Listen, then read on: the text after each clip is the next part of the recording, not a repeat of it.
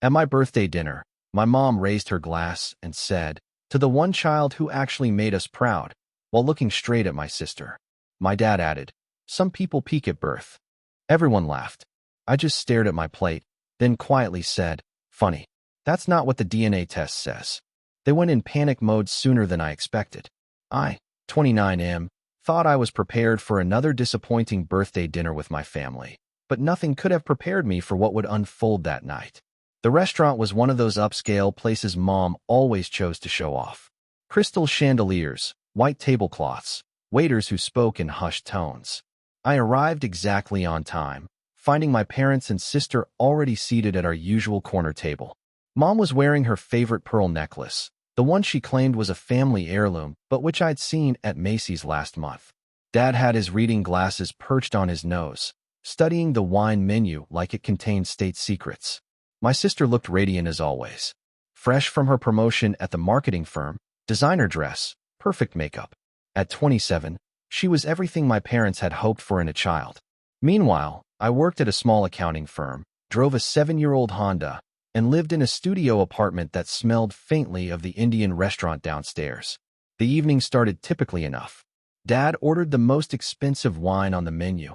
Mom made small talk about the weather, and my sister regaled us with stories about her latest client presentation. I sat quietly, picking at the breadbasket, already mentally calculating how much this dinner would set me back when Dad inevitably suggested we split the check. The food came and went. I watched my family laugh and chat, feeling like a stranger observing someone else's life through a window. This was nothing new. For 29 years, I'd been the disappointing son, the one who couldn't quite measure up, the backup plan that never got activated. Then came dessert time, and with it, the annual tradition of birthday toasts. Mom stood first, her wine glass catching the candlelight. She looked around the table with that practiced smile she used at her book club meetings, the one that never quite reached her eyes when she looked at me. She raised her glass high and declared her toast to the one child who actually made them proud, her eyes locked firmly on my sister. My sister beamed, raising her own glass with false modesty, while Dad nodded approvingly. But Dad wasn't finished. He added that some people peak at birth, and the entire table erupted in laughter.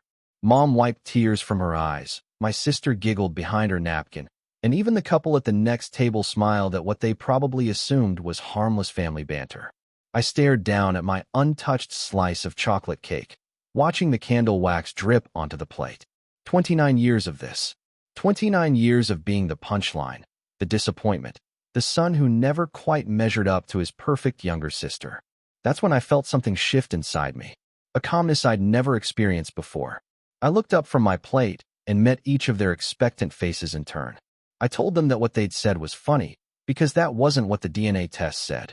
The laughter died instantly. The silence that followed was deafening. Dad's wine glass froze halfway to his lips. Mom's face went pale under her carefully applied makeup. My sister's smile faltered, confusion replacing amusement. Dad was the first to speak, asking what DNA test I was talking about. His voice had taken on that dangerous edge he used when he was about to lose his temper. I explained that I'd taken one of those ancestry tests a few months ago, just curious about our family history. The results had been interesting. According to the genetics report, my sister and I shared no biological father. Mom's hand flew to her throat, fingers clutching at those pearls. She demanded to know what I was talking about, but her voice came out as barely a whisper. I pulled out my phone and opened the app, turning the screen toward them.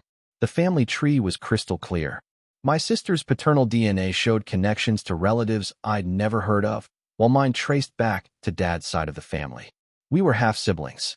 My sister grabbed the phone from my hands, her eyes scanning the results frantically. She kept repeating that this couldn't be right, that there had to be some mistake. But Mom's reaction told us everything we needed to know. She was staring at her lap, tears streaming down her cheeks, her whole body trembling. Dad's voice was deadly quiet when he asked if what the test was showing was true. The restaurant continued buzzing around us, other diners enjoying their meals, completely unaware that our family was imploding at table 12. Mom finally looked up, mascara streaked down her face, and whispered that she was sorry. She said it had happened during a rough patch in their marriage, back when my sister was conceived. She claimed it meant nothing, that it was just one night, that she'd regretted it ever since. Dad stood up, so abruptly his chair fell backward. Other diners turned to stare as he threw his napkin on the table and walked out without another word. My sister was still staring at the phone screen, as if she could will the results to change. She asked me how long I'd known, her voice small and broken. I told her I'd suspected something for years. The way they treated us differently, the way I never quite fit the mold they'd created for their perfect family. But I'd only gotten confirmation 3 weeks ago. She wanted to know why I'd waited until tonight to tell them. I looked at her, this sister who wasn't quite my sister, this golden child who'd built her entire identity on being the favorite, and I told her the truth. I'd wanted them to remember this moment every time they celebrated her achievements. Every toast, every proud smile, every time they praised their perfect daughter while ignoring their disappointing son, they'd remember this birthday dinner. Mom begged me to understand that she'd made a mistake, that it didn't change anything about how she felt about our family. But even as she spoke, I could see her calculating the implications, wondering who knew, how this might affect her standing in the community. I stood up and pulled out my wallet, laying enough cash on the table to cover my portion of the meal. I told them I needed time to process everything, that I'd be in touch when I was ready. My sister grabbed my arm as I turned to leave, asking what I was going to do with this information. I gently removed her hand and told her that was up to them. I wasn't planning to broadcast it to the world, but I also wasn't going to pretend it didn't exist. The family dynamic they'd built on lies and favoritism was over. As I walked toward the exit, I could hear Mom crying softly and my sister trying to comfort her. The couple at the next table was pointedly not looking in our direction, though they were clearly listening to every word. I drove home in a daze, the city lights blurring past my windows. When I got to my apartment, I sat on my couch and stared at the wall for what felt like hours. My phone started ringing almost immediately. First Mom, then my sister, then Dad. I let them all go to voicemail. Update 1. The next morning brought 17 missed calls and 43 text messages. I made coffee and read through them while sitting on my tiny balcony, watching the city wake up below. Dad's messages were the angriest. He accused me of destroying the family, of being vindictive and cruel. He said I'd always been jealous of my sister, and this was my way of bringing everyone down to my level. Mom's texts were full of apologies and pleas for forgiveness. She begged me to come home so we could talk face to face, promising to explain everything. She kept saying it was a mistake from 28 years ago and didn't define who we were as a family. My sister's messages were the most surprising. After the initial shock, she'd apparently spent the night doing research. She'd found her biological father's family on social media and discovered she had 2 half-brothers she'd never known about. Her texts oscillated between excitement about these new relatives and devastation about the lies she'd grown up believing. I didn't respond to any of them. Instead, I went for a long run through the park, trying to clear my head. By the time I got back, my neighbor was waiting by my door. She was an elderly woman who'd lived in the building for 30 years and had a talent for knowing everyone's business. She told me my mother had been calling the building's main line all morning, trying to get the superintendent to let her into my apartment. Apparently, Mom was convinced something terrible had happened to me. I thanked my neighbor and went inside, finally turning my phone back on.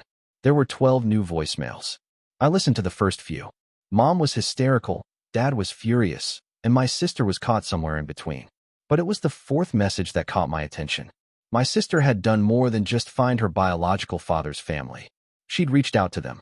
Her biological father, it turned out, was a successful surgeon who'd had no idea she existed. He was married with 2 sons, both around my sister's age.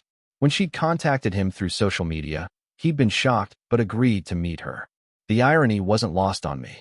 My sister, who'd built her identity on being Dad's perfect little girl, had found a father who was actually successful enough to match her ambitions. I finally called her back that afternoon. She answered on the first ring, her voice hoarse from crying. She told me she'd spent the entire day on the phone with her newfound family.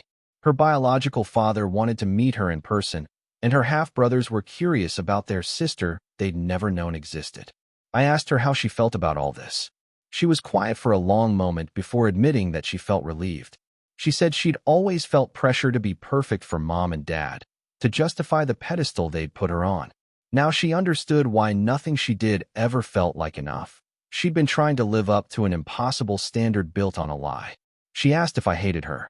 I told her I didn't hate her, that none of this was her fault. We were both victims of our parents' choices. But I also couldn't pretend that 29 years of being treated like the family disappointment would just disappear overnight. She understood. She said she was planning to meet her biological father next weekend and asked if I wanted to come with her for moral support. I was surprised by the invitation, but I agreed. We might not share the same father, but we'd survive the same dysfunctional family dynamics. That had to count for something. Update 2. The meeting with my sister's biological father happened at a coffee shop downtown. He was nothing like Dad, quiet, thoughtful, genuinely interested in getting to know the daughter he'd never known existed. My sister was nervous, fidgeting with her purse strap and checking her makeup in her phone camera. I'd never seen her anything less than perfectly composed, so this vulnerability was new territory for both of us. Her biological father arrived exactly on time, carrying flowers and looking nervous himself. When he saw my sister, his whole face lit up. The family resemblance was unmistakable, the same nose, the same way of tilting their head when thinking. He thanked me for coming and supporting my sister, saying he understood how complicated this situation must be for everyone involved. He seemed genuinely caring, the kind of father who would have been proud of his daughter's achievements without putting down his son in the process. During their conversation, my sister learned that her biological father had tried to contact Mom years ago when he'd heard rumors about a pregnancy, but Mom had moved and changed her phone number. He'd assumed the rumors were false and had moved on with his life. He showed us pictures of his sons, my sister's half-brothers. They were both successful in their own right, one a teacher, the other a graphic designer. But what struck me most was how he talked about them. There was pride in his voice, but also genuine affection. No comparisons, no putting one above the other. After 2 hours, my sister exchanged contact information with her biological father and made plans to meet his sons the following week. As we walked back to our cars, she seemed lighter somehow, like a weight had been lifted from her shoulders.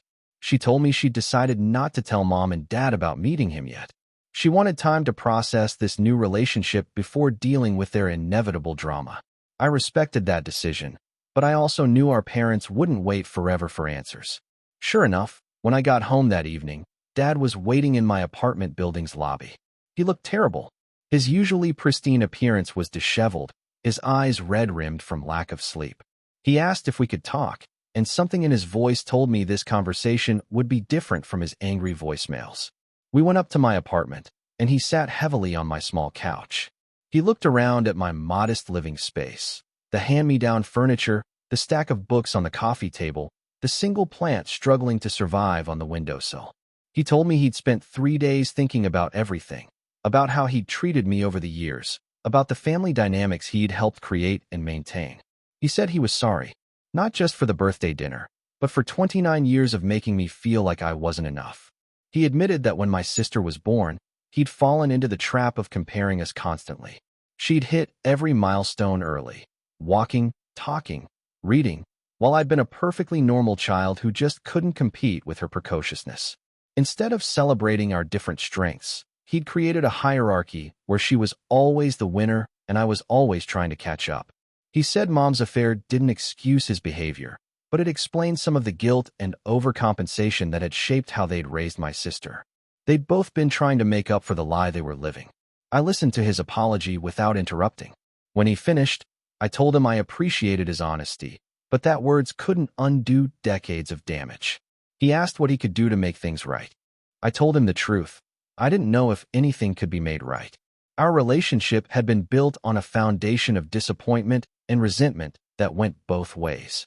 He'd spent my entire life making it clear I wasn't the son he'd wanted, and I'd spent my entire life trying and failing to measure up. But I also told him I was willing to try, if he was genuinely committed to changing how he saw me and treated me. He promised he was. Update 3. 3 months have passed since that birthday dinner, and everything has changed. My sister has built a strong relationship with her biological father and half-brothers.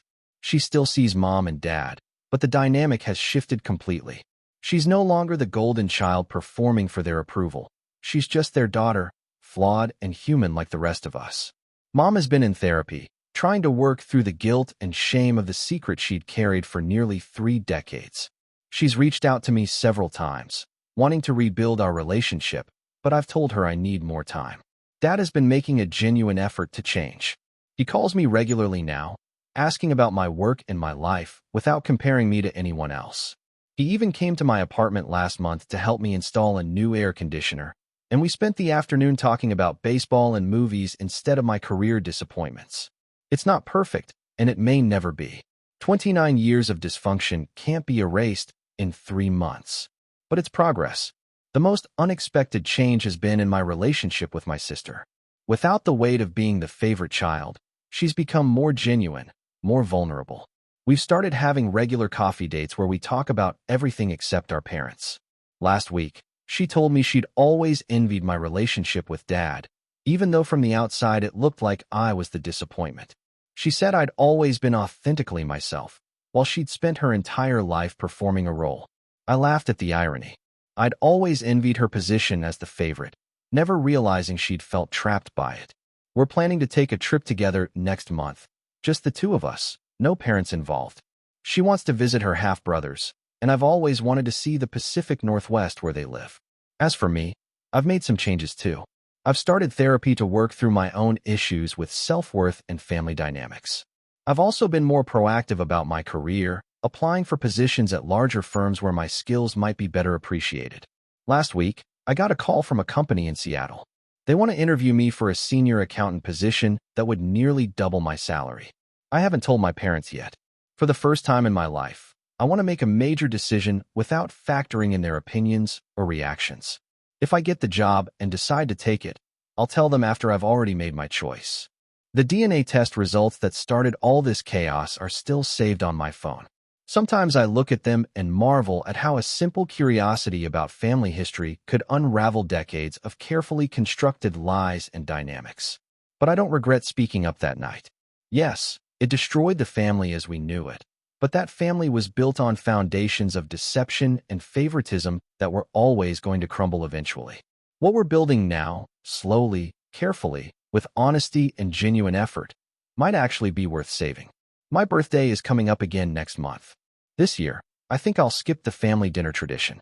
Instead, I'm planning to celebrate with the few close friends I've made outside the family bubble. Maybe next year we'll be ready to try again. Maybe we won't.